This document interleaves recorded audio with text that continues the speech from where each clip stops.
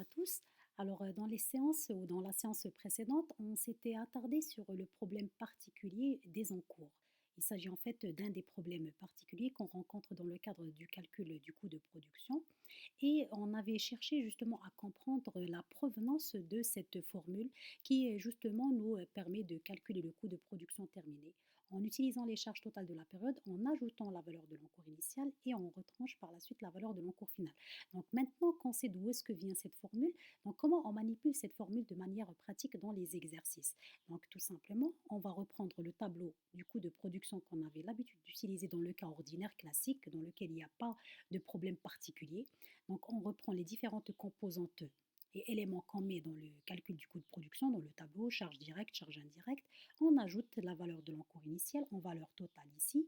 Si vous avez également la quantité, vous pouvez la mentionner ici pour calculer la valeur unitaire de l'encours. Et on retranche la valeur de l'encours final, ici valeur totale. On peut de la même manière ajouter la quantité de l'encours ici pour calculer la valeur unitaire de l'encours. Des fois, vous allez retrouver qu'on peut mettre en l'occurrence justement la valeur de l'encours initial en haut avant de démarrer les charges de la période. Ça ne va pas changer, ça ne va pas impacter les calculs, donc ça reste également correct. On commence par l'encours initial puisque c'est quelque chose qui nous vient de la période précédente. On ajoute les charges totales de production de la période N et on retranche la valeur de l'encours final. Donc au final, on va calculer la valeur totale ici, coût de production de la période, plus encours initial moins encours final, on retrouve le coût de production du produit fini, on divise par la quantité du produit fini et on retrouve le coût de production unitaire. Alors ici, c'est une application simplifiée, c'est juste pour pouvoir manipuler correctement le tableau. Donc on a une entreprise qui produit des armoires en bois massif. Alors pour le mois de février, donc c'est la période concernée par les calculs pour le mois de février 2020, on a ces différentes charges qui ont été utilisées pendant la production. Donc, on a la consommation de matières premières, le bois, les charges de main-d'œuvre directe et les charges indirectes. On a 100 armoires qui ont été terminées. Donc, vous l'avez bien compris, c'est la quantité du produit fini. Cependant, on a 15 armoires qui étaient déjà commencées pendant le mois de février, c'est-à-dire qui nous viennent du mois de janvier, comme on l'a déjà expliqué la séance précédente. La valeur de ces 15 armoires est de 50 000. Donc, ici, vous avez la valeur de l'encours initial déjà calculée, déjà évaluée. Donc, par contre, à la fin du mois, concernés par le calcul, il nous reste 25 armoires qui ont été déjà commencées pendant ce mois-ci, c'est-à-dire qui ont utilisé ces charges-là, mais qui ne sont pas encore terminées. Leur valeur est estimée, évaluée à 100 000 dirhams. Donc on va tout simplement reprendre le même tableau que je viens de vous montrer et on va essayer de remplir avec les données que j'ai matérialisées ici. Donc j'ai mes différentes charges de production, j'ai la valeur de l'encours initial, la valeur de l'encours final et les quantités correspondantes à chacune des informations que vous avez, à savoir le produit fini, encours initial et encours final. Donc je remplis mon tableau, je mets mes charges de production. J'ajoute la valeur directement totale de l'encours initial. Comme je viens de le dire, vous pouvez mentionner la quantité si vous le souhaitez. Vous retranchez la valeur de l'encours final. Vous retrouvez le coût de production total en calculant et vous déduisez le coût unitaire de production en divisant bien évidemment par la quantité de produits finis qu'on a ici. Alors maintenant, j'ai réalisé cette vidéo, c'est beaucoup plus pour vous montrer la méthodologie qu'on utilise pour évaluer, pour trouver nous-mêmes cette valeur de 50 000 et cette valeur de 100 000. Comment on fait pour évaluer nous-mêmes? On parle d'évaluation. Il s'agit bien évidemment d'un calcul qui n'est vraiment pas exact. C'est pour cela qu'on parle d'évaluation, d'estimation. On va essayer de les évaluer dans un premier temps de manière globale. C'est-à-dire c'est une méthode qui est beaucoup plus simple que la deuxième méthode qu'on appelle la méthode forfaitaire. Donc de manière globale, sans pour autant rentrer dans le détail, on va essayer ce qu'on appelle la méthode d'évaluation globale pour connaître la valeur des encours.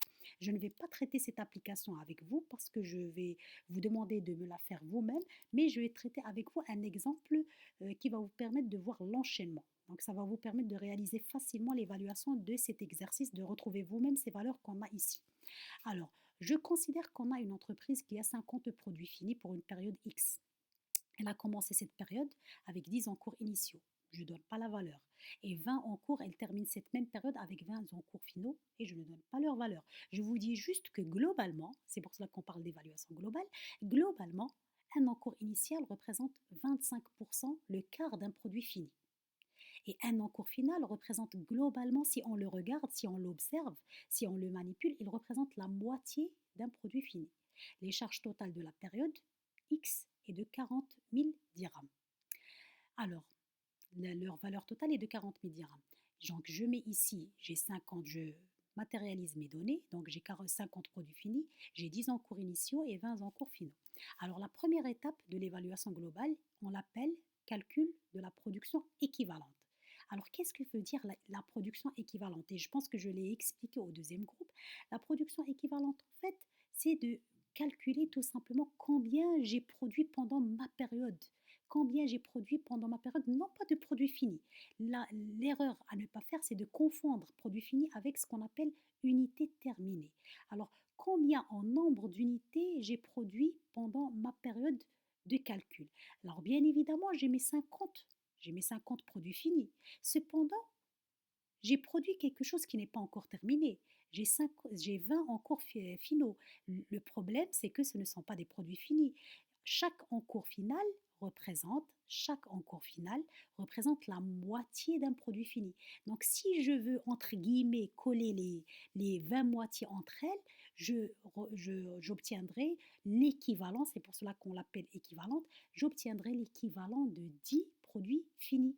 10, ce qu'on appelle 10 unités terminées, parce que en fait, ce ne sont pas des produits finis. Si on colle des moitiés entre elles, bien évidemment, logiquement, ça ne représenterait pas des produits finis, ce sont des unités, soi-disant des unités terminées. Donc 20 en cours finaux qui représentent chacun la moitié, donc j'obtiendrai 20 moitiés. Ça veut dire que j'ai 10 unités terminées qui ont été produites pendant ma période. Cependant, l'encours final, l'encours initial, pardon, je ne l'ai pas produit pendant ma période X, je l'ai produit pendant la période précédente.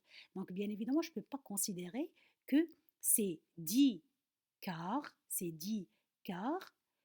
soient produits pendant ma période. Je dois les retrancher. Ils représentent la production équivalente de la période précédente.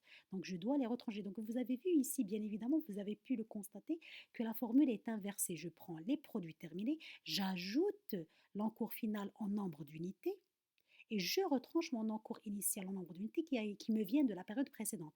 Donc, si je fais le calcul, j'obtiens 57,5 unités terminées. L'étape suivante, on doit calculer tout simplement combien coûte chacune de ces unités terminées pendant ma période. Combien coûte chacune de ces unités terminées pendant ma période? Bien évidemment, pour calculer un coût unitaire, on prend toujours un coût total, mes charges totales. Je divise par la quantité. Alors, mes charges totales de la période, combien j'ai dépensé? 50 000 dirhams, 40 000 dirhams pendant ma période. Combien j'ai produit en unités pendant ma période? J'ai produit exactement 57,5. Donc, pour connaître combien me coûte chaque unité, je divise mes 40 000 par mes 57,5 et me donne 696 à peu près dirhams. C'est le coût unitaire d'une unité qui a été terminée pendant ma période. L'étape suivante, l'étape 3, on va évaluer combien. Évaluer, je parle bien évidemment d'évaluation parce qu'on a ici une estimation, 50% c'est une estimation. On va évaluer combien me coûte chaque encours final, sachant que chaque encours final parmi les 20 représente une moitié d'un produit fini. Donc, puisque on a calculé maintenant le coût d'une unité terminée, il suffit de la multiplier fois le pourcentage, fois la moitié, pour connaître combien coûte un encours final. Donc l'encours final, il coûte pour chacun 347. C'est la moitié en fait de ce qu'on vient de trouver ici, la moitié. Et qu'est-ce qu'on va faire pour l'encours initial? L'encours initial, il représente le quart.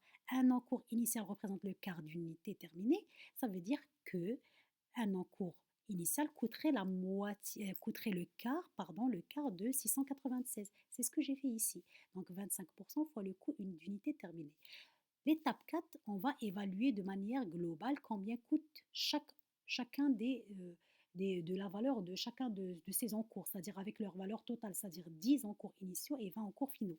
Donc je prends le nombre de mes encours finaux, 20, je multiplie fois la valeur unitaire de chaque encours final, ici, cette valeur, je retrouve la valeur totale de mon encours final.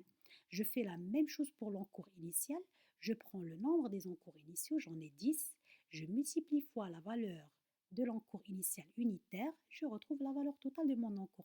Donc maintenant, je suis arrivée au stade où je retrouve mon encours final, j'ai la valeur totale, j'ai la valeur totale de mon encours initial, il suffit tout simplement d'appliquer la formule.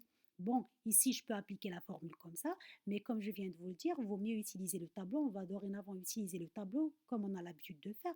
Je prends, donc je vais prendre la même chose ici que j'ai fait ici, je vais le matérialiser dans le tableau. Donc, je prends mes charges totales de production de la période, c'est 40 000 que j'ai dans l'exemple. J'ajoute la valeur de mon encours initial que je viens de calculer en multipliant tout simplement la valeur unitaire de l'encours initial que j'ai repris ici. En fait, c'était l'objectif de l'étape 3. Je multiplie fois la quantité ou le nombre des encours initiaux. Je retranche la valeur de mon encours final en multipliant le nombre d'encours finaux fois la valeur unitaire de chaque encours final ici. Et je fais exactement la même chose que j'ai fait dans la première application. Charge totale plus encours initial moins encours final. Je retrouve le coût de production des produits finis.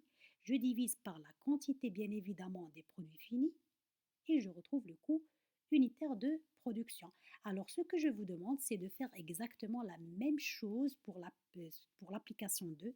En fait, je vais essayer de maintenir la même application. Comme ça, on va essayer de voir est-ce qu'on va obtenir les mêmes résultats. Et par simplification ici, je vais vous donner le même pourcentage, c'est-à-dire l'encours initial et l'encours final représentent tous les deux le quart d'une armoire finie. Donc, je vous demande de suivre les différentes étapes que je viens de vous montrer pour me retrouver le coût de production des armoires terminées pour la période concernée par les calculs.